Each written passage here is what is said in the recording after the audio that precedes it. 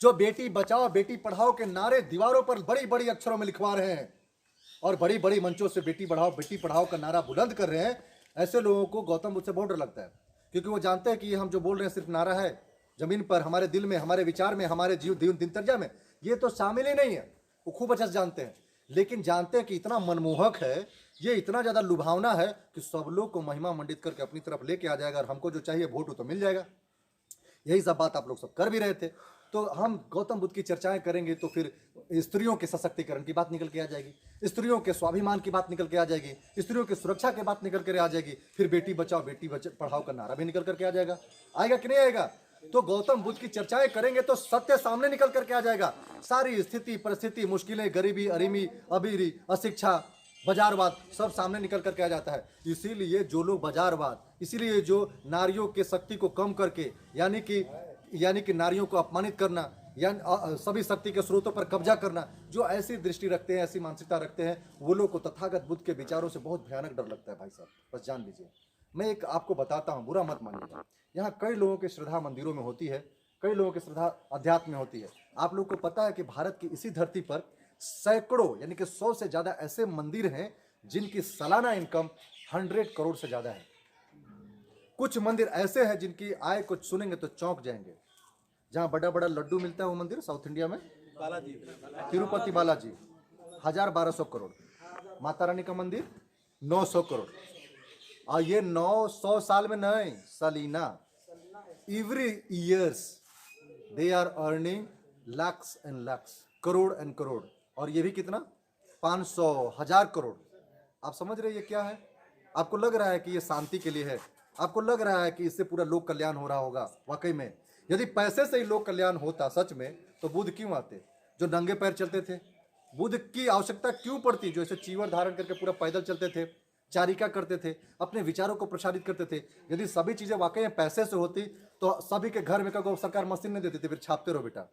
नहीं, यदि सभी चीजें यदि पैसे से होती तो सभी के घरों में सरकार मशीन नहीं लगा देती। लेकिन यह बात सच है कि सिर्फ पैसे एक साधन मात्र है, सभी चीजें पैसे से नहीं हो सकती हैं। तो मंदिरों में फिर इतना इतना पैसा क्यों रे भाई साहब? 100 से ज्यादा मंदिर भारत की धरती पर क्यों है जो इतना पैसा है? और उधर केरल में कुछ दिन पहले एक मंदिर के तहखाने खोले गए, वहां 3 लाख से भी ज्यादा करोड़ के वहां पे सब चीज पैसे निकाले गए। यानी कि जो वहां पे संसाधन निकाले गए, उनकी जब मूल्यांकन उनका हुआ तो वो 3 लाख से भी ज्यादा करोड़ के पैसे थे, सोने, जवाहरात, हीरा। ये कहां से आया? ये एक भय से आया, लोगों को डरवाने से आया। देखिए इसमें ये बहुत स्पष्ट बातें हैं। पहले के राजा को बताया जाता था कि ये तुम्हारे राज में जो बीमारी फैली, चेचक फैला, लोग मरे, बाढ़ आया, अनावृष्टि, अतिवृष्टि, ये सब ऊपर वाला, उसको खुश करने के लिए बड़का यज्ञ में 2 गाड़ी सोना हीरा जवाहरात।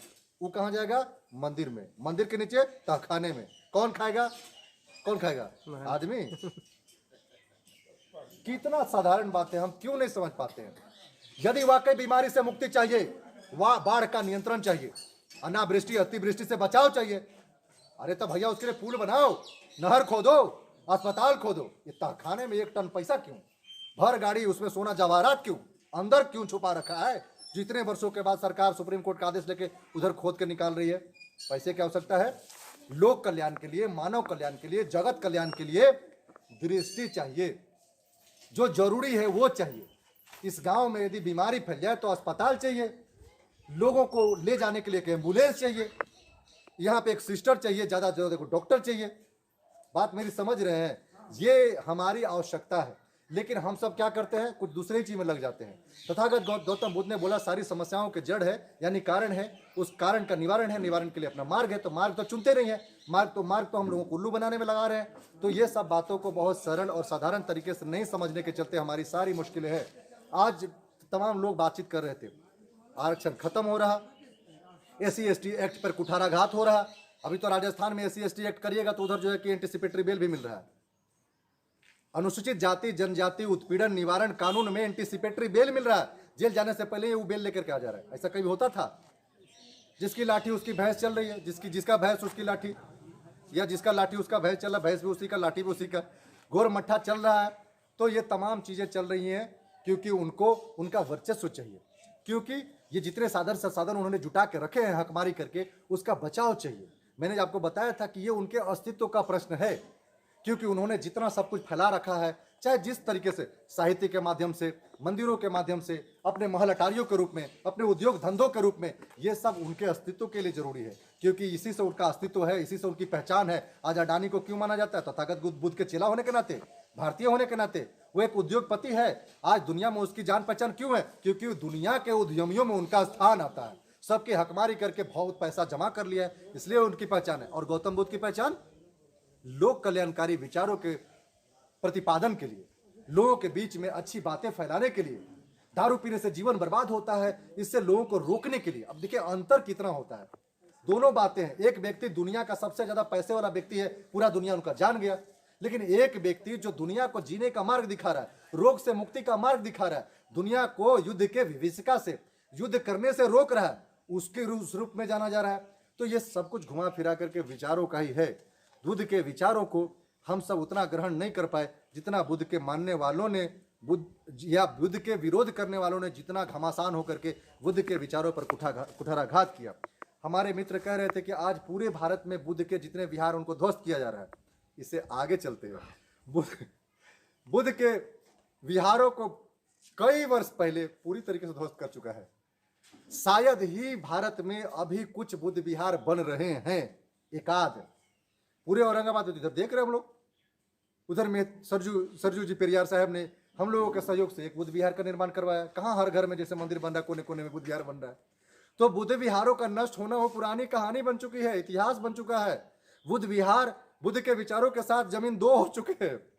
जो कनिंघम जैसे लोग आए, जो कुछ ही वर्षों में इधर से उधर से पूरे भारत के धरती को खोद खोद करके निकाल डाला रे भाई साहब।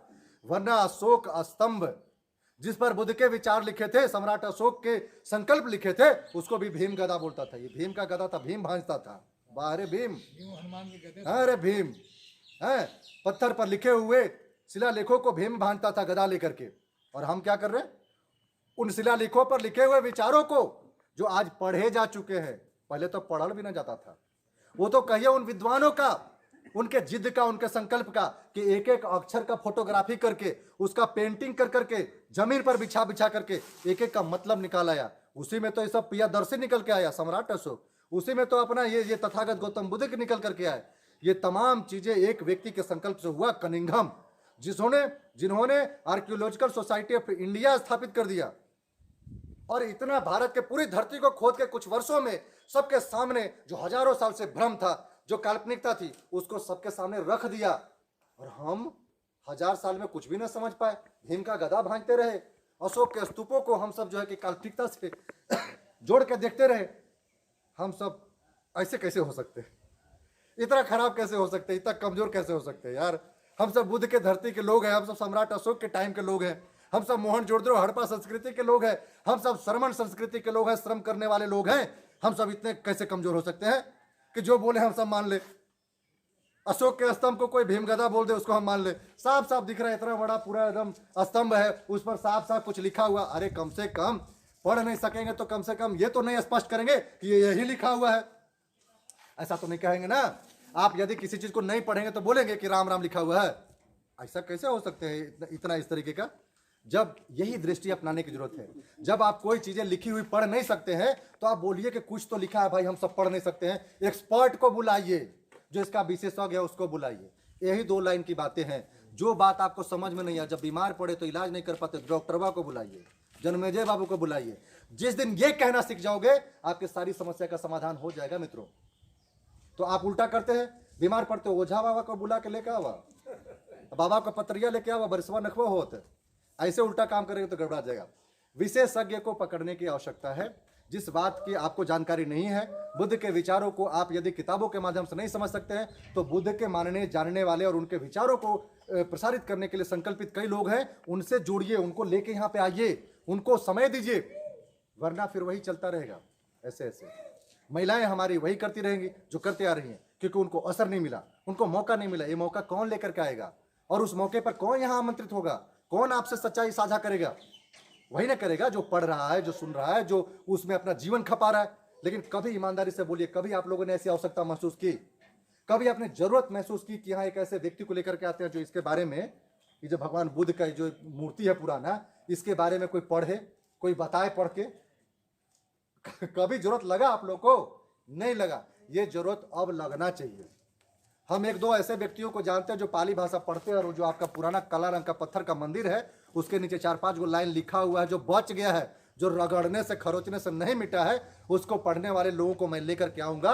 लेकिन शर्त यही है कि यहाँ पूरे गांव के लोग होने चाहिए जो बुद्ध को समझने की आवश्यकता महसूस करते हैं। आप ऐसा तैयार है?